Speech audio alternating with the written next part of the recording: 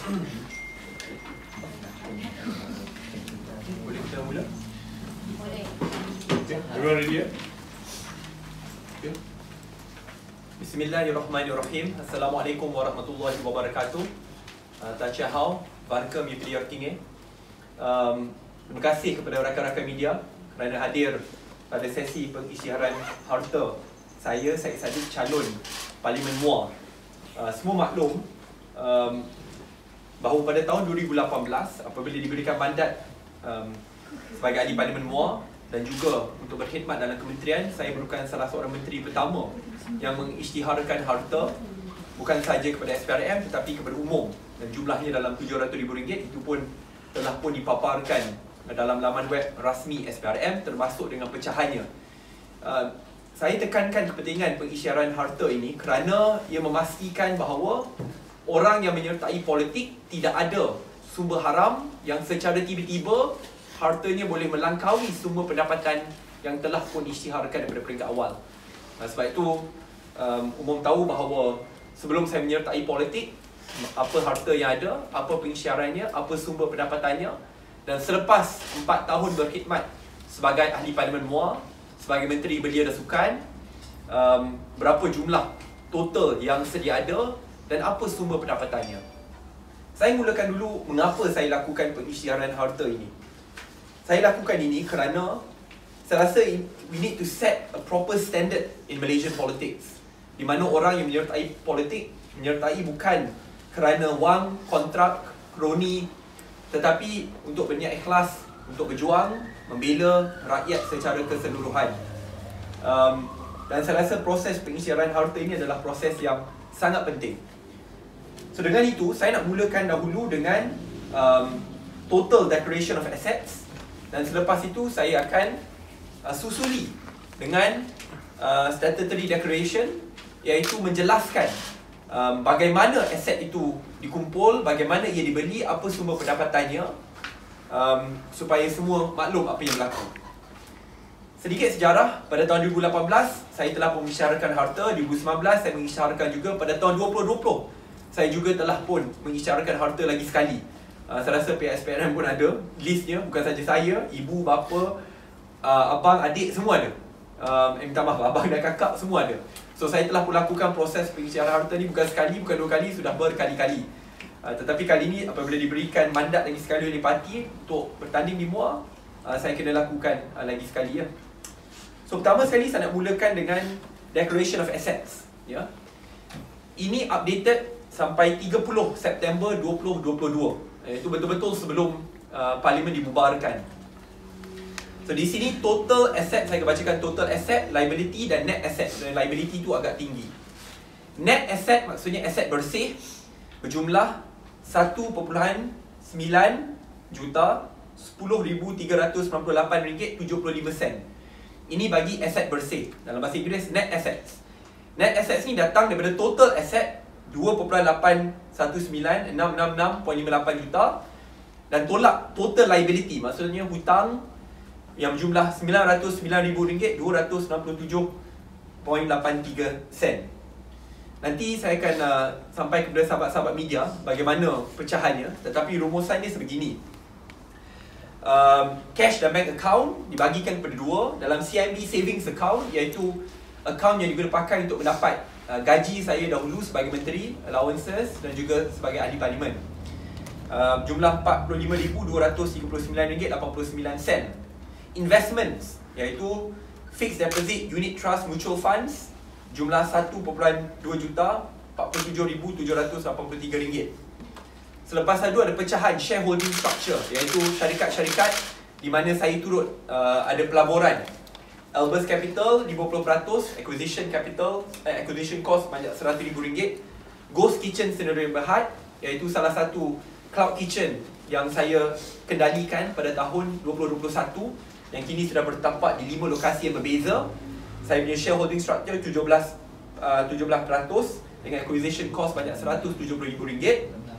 Dan act now. Okay, ini semua pecahannya nanti adalah di sini. Berkenaan aset motor, motor vehicles, iaitu kereta dan motor, saya miliki sebuah motor Yamaha NVX berjumlah RM8,500. Saya juga membiaya kereta abang saya yang saya guna pakai, JQU 7727, Honda City berwarna silver, yang saya bayar sebulan sebanyak RM757. Nanti adalah pecahannya. So itu daripada segi motor vehicle. Daripada segi properties, ya, properties, family owned double story semi terrace dekat Elmina Shah Alam, di mana saya miliki 50%. Sales purchase agreement RM720,000, di mana saya miliki 50% daripadanya. Dan juga satu condominium unit at One Cochrane Residences Kuala Lumpur, di mana saya miliki 100%. Cuma unit tu belum siap lagi, sebab itu kebanyakan hutang datang dari sini lah, di mana ia merupakan pinjaman bank. Saya tidak miliki aset di luar negara, bisnes perniagaan milik keluarga, tanah tiada, dan yang lain. Berkenaan other valuables, saya miliki satu second hand Pinarello, basikal Pinarello yang telah dibeli second hand, yang anggarannya RM8,000, dan juga miliki 2 kucing, Toby dan Miao Miao. Ini penting ya, kerana saya isytiharkan, ini bukan perkara baru saya isytiharkan. Pada tahun 2018, 2019 saya isytiharkan juga kucing ni, kerana bila saya berkhidmat dalam kementerian, apa-apa hadiah yang mungkin melangkaui RM500 perlu diisytiharkan. Kawan saya dah hadiahkan kucing, so saya tak tahu kucing tu harga berapa, so saya tulis sini invaluable lah, iaitu tidak ada harga kerana dia seperti anak saya. Saya tidak ada jam yang mahal, mewah tu semua tak ada jewelries, tak ada apa. Itu pun saya rasa semua SPRM tahu, kerana bila dia datang rumah saya, dia sendiri lihat. Saya tidak adalah baju-baju yang memang mewah sebelum benda ni, banyak baju KBS. So bila tengok saya punya robot yang memang saya dah tunjukkan sebelum ni, banyak baju kementerian lah, baju sukan. Land tak ada, properties lain tak ada, luar negara. Saya tidak miliki saham di luar negara, tidak miliki bank account di luar negara, tak ada offshore account. Liability saya, di mana liability itu datang? Liabilities adalah pinjaman yang saya ambil to finance my ASB banyak RM200,000, house financing loan bagi One Cochrane Residences banyak RM649,000, dan juga bayaran rental, sewaan rumah dan pejabat di Petaling Jaya yang berjumlah RM4,000 sebulan, kontrak sampai 31 Disember 2023. Itu berjumlah RM60,000. Tapi bayaran RM4,000 sebulan tidak termasuk utilities lah, termasuk utilities dalam RM6,000. So ini secara total jumlah aset. Saya rasa sahabat-sahabat boleh buat perbandingan juga, kerana pada tahun 2018 saya telah pun mengisytiharkan aset kepada umum, dan boleh bandingkan. So di sini saya nak terangkan juga, ini sangat penting, kerana untuk ketelusan perlu menerangkan bagaimana aset itu terkumpul, adakah ia daripada sumber sah ataupun sumber yang haram. Saya nak mulakan dahulu, apabila saya berkhidmat di Kementerian Belia dan Sukan, berkhidmat sebagai ahli Parlimen MUA, 1 sen pun duit rakyat, kontrak saya tidak ambil. Ya, sebab itu you will realise boleh match ya, jumlah aset terkumpul sebelum saya menyertai politik dan kini selepas 4 tahun berkhidmat sebagai menteri dan juga ahli Parlimen. Sebab itu di Kementerian Belia dan Sukan, almost 100%, 100% tender dibuat secara tender terbuka, open tender, tidak ada pergi kepada kroni ataupun ahli keluarga. Ahli keluarga saya, kalau lihat di sini, tidak ada mendapat perniagaan daripada kementerian ataupun yang lain, khususnya dengan menggunakan pengaruh saya sebagai ahli Parlimen ataupun menteri. Baik, bagi akuan berkanun, ia berkenaan dengan sumber pendapatan. Di sini, nanti rakan-rakan media boleh lihat sendiri, saya dah pecahkan daripada sebelum saya menyertai politik, kerana saya ingat apabila saya mengisytiharkan aset RM700,000 sebelum saya dilantik sebagai menteri, ramai tanya, macam mana umur 25-26 tahun boleh ada? Tetapi pecahan itu ada sebelum ini, tetapi saya buat pecahan lagi sekali. Saya lahir di Johor, ijazah dalam bidang undang-undang daripada Universiti Islam Antarabangsa Malaysia, dan baru-baru ini telah pun menamatkan Public Policy Studies di National University of Singapore. Ayah pesara, pekerja swasta, ibu pesara, cikgu. Okay, saya mula belajar di peringkat asasi di UIM pada tahun 2010 hingga 2011. Di sana, saya pernah membuat kerja sambilan sebagai tutor kepada beberapa pelajar dengan pendapatan bulanan dalam RM1,500 ke RM2,000. Ini masa not every month, tetapi bila masa ada kelas lah, ada kelas. Dan saya ulang alik ke Shah Alam. Pada masa yang sama, semasa dalam pengajian di peringkat ijazah daripada tahun 2012 hingga 2017, saya telah dilantik sebagai pensyarah sambilan bagi subjek Niche Debating and Public Speaking di Universiti Islam Antarabangsa Malaysia dengan anggaran pendapatan bulanan sebanyak RM1,500. Pada masa yang sama, saya juga telah dilantik sebagai jurulatih debat bagi beberapa pasukan dan sekolah seperti yang tertera di bawah. Saya merupakan head coach dan juga sebelum itu junior coach bagi pasukan debat Universiti Islam Antarabangsa Malaysia daripada tahun 2012 hingga 2017 dengan anggaran pendapatan bulanan sebanyak RM2,000 ke RM2,500. So yang sekolah tutor tu lain, ni lain. Pada masa yang sama, saya telah diberikan mandat untuk mengajar pasukan debat Kolej Tunku Kursiah atau dikenali sebagai TKC di Negeri Sembilan dengan pendapatan bulanan dalam anggaran RM400. Saya juga telah diberikan mandat untuk mengajar pasukan debat di Kolej Tunku Jaafar KTJ Negeri Sembilan dengan bayaran RM400 satu jam. Saya juga diberikan mandat untuk mengajar pasukan debat bukan sahaja di dalam Malaysia tetapi juga di luar negara. Setiap tahun saya akan pergi ke Qatar 2 ke 3 kali untuk mengajar pasukan World Schools Debating Championship, maksudnya mewakili negara mereka, dan juga dilantik sebagai pensyarah ataupun debate coach bagi banyak universiti dan sekolah-sekolah di sana dalam anggaran ganjaran sebanyak $6,000 kerana pembayarannya dibuat dalam US dollar. Saya juga telah pun dilantik sebagai pegawai penyelidik salah sebuah pusat pemikir di bawah Kerajaan Negeri Johor pada tahun 2016 dengan anggaran bulanan gaji bulanan dalam RM2,000 ke RM3,000. Saya juga telah dilantik sebagai pegawai khas sambilan kepada Yang Berhormat Menteri Nancy Shukri yang merupakan Menteri di Jabatan Perdana Menteri dengan gaji bulanan RM3,000. Pada sekitar tahun 2017 hingga 2018, saya juga telah dilantik sebagai pegawai penyelidik kepada Tun Dr. Mahathir Mohamad. Itu adalah gaji bulanan ataupun apabila saya mengajar di luar negara. Pada masa yang sama, saya telah pun mendapat beberapa wang ganjaran sempena kemenangan pertandingan di peringkat lokal dan juga di peringkat antarabangsa. Sebagai contoh, saya merupakan juara Royal Intervarsity Debate Championship daripada tahun 2012 hingga tahun 2017. Yang anggarannya RM3,000 setiap tahun, pendapat terbaik tambah RM1,000, pendapat terbaik tambah lagi RM1,000. Anugerah Ikon Belia yang diberikan oleh Yang Berhormat Perdana Menteri RM10,000, Prime Minister's Cup RM5,000, Great Gender Debate RM2,500, ada $1,000 dan selainnya. Tetapi yang penting, saya juga telah pun dijemput untuk mengajar debat, mengadakan khusus debat, bengkel debat di lebih 20 negara. Bukan sahaja mengajar di MRSM dan universiti-universiti di Malaysia, tetapi diberikan mandat untuk mengajar di luar negara. Pecahan negara-negara tu kalau diminta, saya boleh senaraikan jugalah. Tetapi dalam tempoh masa 5 tahun tu memang saya banyak ke luar negara untuk mengajar. Dengan itu, kedudukan harta ini sebelum sebab itu kita pergi selepas apabila saya menyertai politik sebelum masa. Kedudukan harta dan pendapatan semasa menjadi Ahli Parlimen MUA dan Menteri Belia dan Sukan. Okay. Gaji bulanan sebagai Ahli Parlimen MUA termasuk allowance adalah berjumlah sekitar RM25,000 ke RM30,000. Itu mengapa jumlahnya berbeza kerana ia juga mengikut kehadiran di Parlimen. Seperti semua maklum, kehadiran saya ke Parlimen dah nak 100%, dan itu telah tertera di laman web Parlimen. Pada tahun 2018 sehingga Mac 2020, saya telah dilantik sebagai Menteri Belia dan Sukan. Dengan itu, pendapatan bulanan berserta allowance sekitar RM55,000, gaji pokok sekitar RM15,000. Saya pernah kongsikan perkara ini kepada umum kerana ramai orang tengok, oh tapi gaji menteri di Malaysia hanya RM15,000. Itu tak betul. Kerana allowance agak tinggi, ini bukan perkara baru saya dedahkan. Perkara ini saya dah dedahkan di Parlimen. Saya juga dah maklumkan sebaik saja saya mengisytiharkan aset saya.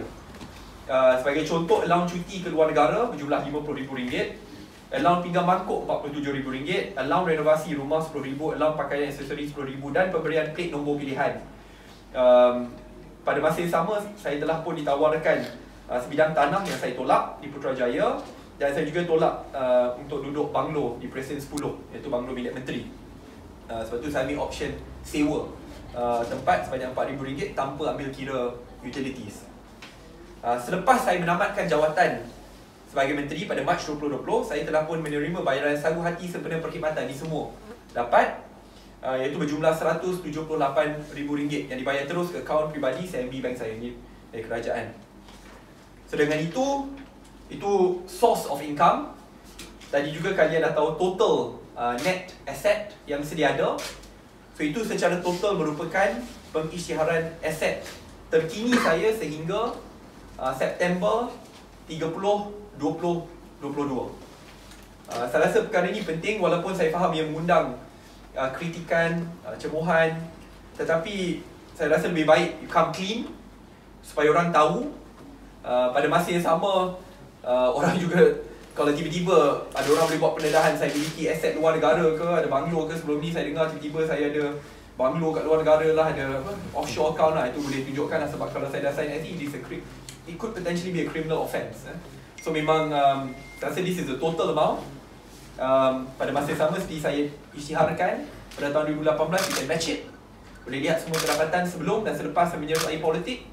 Dan pada masa yang sama untuk melihat bahawa tidak ada campur tangan langsung saya sebagai menteri untuk memberikan kontrak pada kroni, untuk memberikan kontrak pada keluarga, syarikat, seperti menteri-menteri atau mantan-mantan menteri yang lain. So itu sempurnalah pengisytiharan harta saya sampai September 30, 2022. Terima kasih. Kita buka kepada soalan dari rakan-rakan media. Nanti kita akan sampaikan pecahan ni lah. Dia sedikit panjang tapi